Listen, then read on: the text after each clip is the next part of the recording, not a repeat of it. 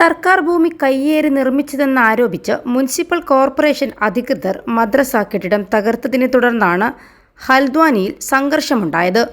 ഏതാനും ദിവസങ്ങളായി കോർപ്പറേഷന്റെ നേതൃത്വത്തിൽ കയ്യേറ്റ ഭൂമി തിരിച്ചുപിടിക്കൽ നടക്കുന്നുണ്ട്.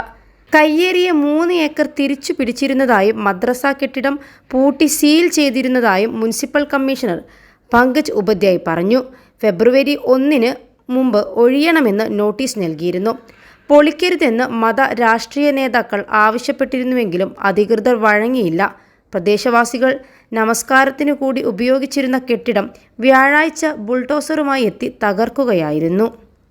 ഉത്തരാഖണ്ഡിലെ ഹൽദ്വാനിയിലെ മദ്രസ തകർത്തതിനെ തുടർന്നാണ് ഇത്തരമൊരു സംഘർഷത്തിലേക്ക് വഴിവെച്ചത്. ബാൻബുൽപുരയിലാണ് സംഘർഷമുണ്ടായത്. ജില്ലാ മജിസ്ട്രേറ്റിന്റെ അറിയിപ്പ് പ്രകാരം 3 പേർ സംഘർഷങ്ങളിൽ കൊല്ലപ്പെട്ടിട്ടുണ്ട്.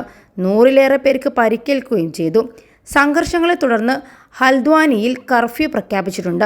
അക്രമം നടത്തുന്നവരെ കണ്ടാൽ വെടിവെക്കാനുള്ള ഉത്തരവും പുറത്തിറക്കിയിട്ടുണ്ട്. സംഘർഷം ഒഴിവാക്കാൻ ഇന്റർനെറ്റ് സേവനങ്ങൾ റദ്ദാക്കിയിട്ടുണ്ട്. വെള്ളിയാഴ്ച ഹൽദ്വാനിയിലെ സ്കൂളുകൾക്ക് അവധി പ്രഖ്യാപിക്കുകയും ചെയ്തിട്ടുണ്ട്.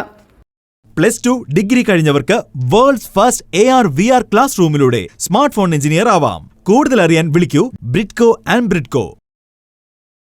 സർക്കാർ ഭൂമി കയ്യേറി നിർമ്മിച്ചു എന്നാരോപിച്ചാണ് മുനിസിപ്പൽ കോർപ്പറേഷൻ അധികൃതർ മദ്രസ കെട്ടിടം തകർത്തത്. തുടർന്നാണ് ഹൽദ്വാനിയിൽ സംഘർഷം ഉറവിട്ടതും. കയ്യേറിയ 3 ഏക്കർ തിരിച്ചുപിടിച്ചിരുന്നതായും സർക്കാർ ഭൂമിയിൽ അനധികൃതമായി നിർമ്മിച്ച മദ്രസയ്ക്കെതിരെ നേരത്തെ നോട്ടീസ് നൽകി മദ്രസ കെട്ടിടം പൂട്ടി സീൽ ചെയ്തിരുന്നതായും മുനിസിപ്പൽ കമ്മീഷണർ പങ്കജ് ഉപാധ്യായ് മുന്നേ പറഞ്ഞിരുന്നു. അതേസമയം പൊളിച്ച മദ്രസയ്ക്കെതിരെ ഹൈക്കോടതി അന്തിമ വിധി നൽകിയിട്ടില്ലെന്ന് പ്രദേശത്തെ കൗൺസിലറും വാദമുയർത്തുന്നുണ്ട്. ബൻബുൽപുര പോലീസ് സ്റ്റേഷൻ പുറത്ത് നടന്ന അക്രമത്തിൽ ചിലർ വെടിയുതിർത്തതായി നൈനിറ്റാൾ ജില്ലാ മജിസ്ട്രേറ്റ് വന്ദന പറഞ്ഞു.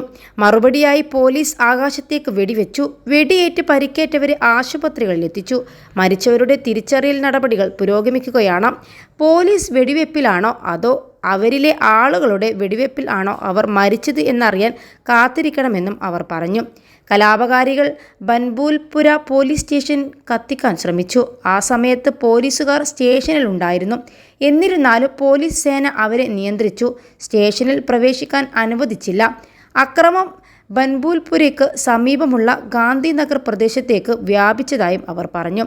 അതേസമയം അക്രമം നടന്ന പ്രദേശം സംസ്ഥാന ചീഫ് സെക്രട്ടറി ഇന്ന് സന്ദർശിക്കും. ജനക്കൂട്ടം ഇന്നലെ പോലീസ് സ്റ്റേഷൻ വളഞ്ഞതായി DGP അഭിനവ് കുമാർ പറഞ്ഞു. കൂടുതൽ പോലീസ് ഉദ്യോഗസ്ഥരെ സ്ഥലത്ത് വിന്യസിച്ചിട്ടുണ്ട്.